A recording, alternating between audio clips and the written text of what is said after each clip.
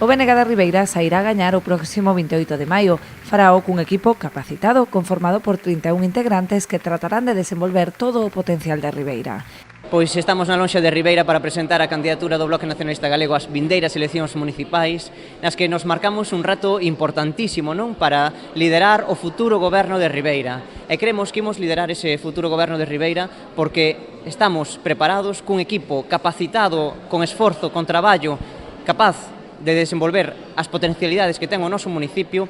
Presentan como aval o traballo feito ao longo desta legislatura dende a oposición, impulsando proxectos tan destacados como a nova residencia ou a dotación de máis chan industrial. O aval do traballo feito demostra que somos os líderes da oposición en Ribeira.